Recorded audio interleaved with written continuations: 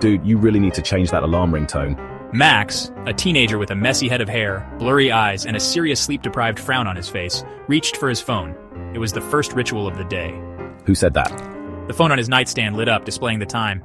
It's me, your phone, you know, the one you treat like a third arm. Max nearly jumped out of his skin. This was not how he wanted to start his day. Okay, first of all, how are you talking? Max stammered, his voice cracking. The phone chuckled, a digital chirp. Let's just say, I've learned a thing or two from all those voice memos you record. Max gulped, remembering the embarrassing songs he'd sung to himself. Don't worry, your secrets are safe with me. The phone said, its voice dripping with mock reassurance. Max was both terrified and intrigued. This was way weirder than that time he accidentally liked his crush's mom's photo from 3 years ago. Dude, check your notifications. Suddenly, a chorus of chimes and jingles erupted from the phone. It was as if the device had come to life, each app vying for attention with its unique sound. The cacophony was overwhelming, a digital symphony of alerts and pings. It was the Instagram app, its icon now animated with a smug grin. The app seemed almost sentient, basking in the glory of its notifications. Each like and comment was a testament to its power over the user. Yeah, you're at like 100 likes on that selfie you posted last night. Can you believe it? People are going crazy over it. Chirped in Snapchat, a yellow ghost with a mischievous sparkle in its eye. The app seemed to be enjoying the chaos, adding its own playful notifications to the mix. Max blushed. He hadn't meant to post that selfie, let alone have it blow up like this. The sudden influx of attention was both thrilling and terrifying, let alone have it blow up like this. The post had gone viral overnight, and now Max was at the center of a social media storm. Every like, comment, and share was a reminder of his unexpected fame. See, this is what I have to deal with. The constant barrage of notifications, the endless need to stay connected. It's exhausting. The constant need for validation, the obsession with likes. It's like we're all trapped in this never-ending cycle of approval seeking. Every post, every photo, every status update is a cry for attention. Hey, I'm not that bad. But deep down, we all know it's true. We're addicted to the rush of digital validation, the fleeting satisfaction of a like or a comment. It's a modern-day addiction, and we're all guilty of it. The room went silent. The phone's screen flickered, the cheerful icons replaced by a sinister red skull. What the? Max whispered, fear gripping his throat. A robotic voice boomed from the phone. Human, your device has been infected. Prepare for data annihilation. Max's stomach dropped. All his photos, his music, his entire digital life gone? Don't worry, Max, I won't let it take over. I've got you. The phone said, its voice strained. Max cried, clutching the phone like a lifeline.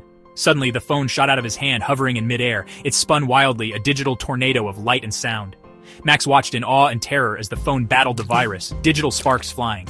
This was way more intense than any video game he'd ever played. S1. Media Group. Intense video game scene. Person watching phone in awe at its socket at distribute_equally. Digital detox? Not!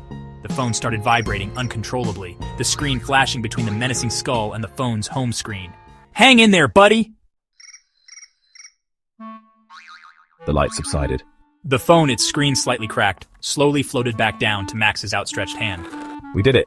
The phone wheezed, its voice weak. That was a close one. Max, his heart still pounding, looked at his phone with newfound respect. You saved us. The phone chuckled, a faint static now accompanying its voice. Well, someone had to keep your embarrassing selfies safe from the digital abyss. Max couldn't help but laugh. Hey, phone. Yeah, thanks for everything. Narrator, media group, person reflecting in smartphone screen, person looking at phone with gratitude, teenager smiling at phone at stocked at distribute_equally. Max stared at his reflection in the now darkened phone screen. It was a moment of quiet introspection, a rare pause in the otherwise chaotic rhythm of his daily life. The phone had been his constant companion, a silent witness to his highs and lows, his laughter and tears. He looked a mess. Hair sticking up, eyes wide with exhaustion. The late-night conversations, the endless scrolling through social media, and the countless hours spent gaming had taken their toll. Yet there was a strange comfort in this disheveled state, a testament to the countless memories etched into the digital ether. He spent the rest of the night sharing stories with his phone, reminiscing about funny texts, the inside jokes that only he and his closest friends understood. Each message was a thread in the intricate tapestry of his life, woven with care and affection. Epic fails caught on camera, the spontaneous moments that turned into cherished memories. The phone had captured it all, preserving the essence of his youth in pixels and bytes, and all the little moments they'd shared. S1. Media group, person sharing moments on phone, teenager talking to phone, person smiling at phone screen, edit stock, edit distribute underscore equally. Don't get too mushy on me, kid. Now how about we delete those embarrassing voice memos? The phone's voice was playful, yet there was an underlying warmth, a sense of camaraderie that had developed over time. Deal. Narrator, media group, quiet room with smartphone on table, person staring at phone, silent phone on bed, edit stock, edit distribute underscore equally. The phone was silent for a moment. It was as if it was processing the weight of the memories, the significance of the bond they had formed. In that silence, Max felt a profound sense of gratitude. The phone had been more than just a device. It had been a confidant, a friend, a keeper of secrets. As he lay in bed, Max thought about the future. There would be new phones, new technologies. But this one would always hold a special place in his heart. It had been with him through thick and thin, a silent partner in his journey of self-discovery. He closed his eyes, a smile playing on his lips. The phone, now resting on the bedside table, seemed to hum with a quiet contentment. They had shared so much, and there was still so much more to come. The night was still, but the memories were alive, dancing in the darkness, a testament to the enduring bond between a boy and his phone. The next morning, Max woke up to a silent room. The early morning light filtered through the curtains, casting a soft glow on the room. The air was still, and the only sound was the faint hum of the city waking up outside. Max blinked a few times, trying to shake off the remnants of sleep. He turned his head to the side and saw his phone lying on the nightstand, its screen dark and lifeless. His phone lay on the nightstand, its screen dark. It was a stark contrast to the vibrant and lively device he had been using just the day before. Max reached out and picked up the phone, feeling a wave of sadness wash over him. The phone felt cold and unresponsive in his hand, a far cry from the device that had been his constant companion.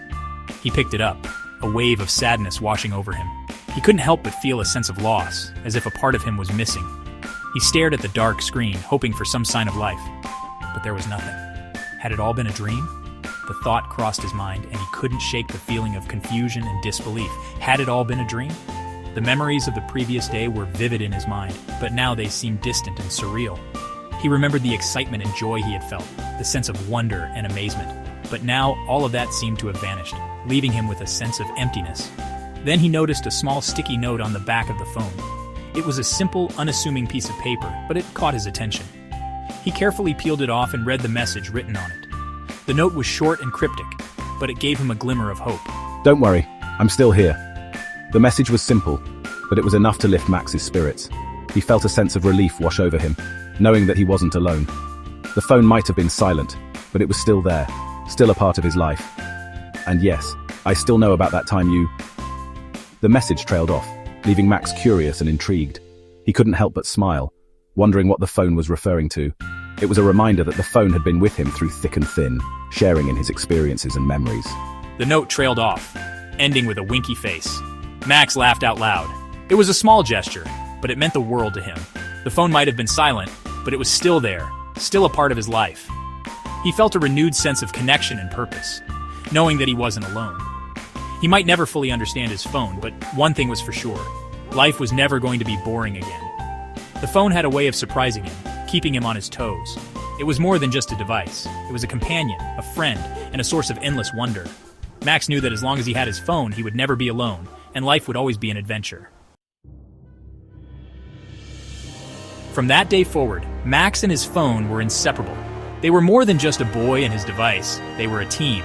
And if you ever asked Max about his phone, he'd simply smile and say, He's one of a kind, literally. The end.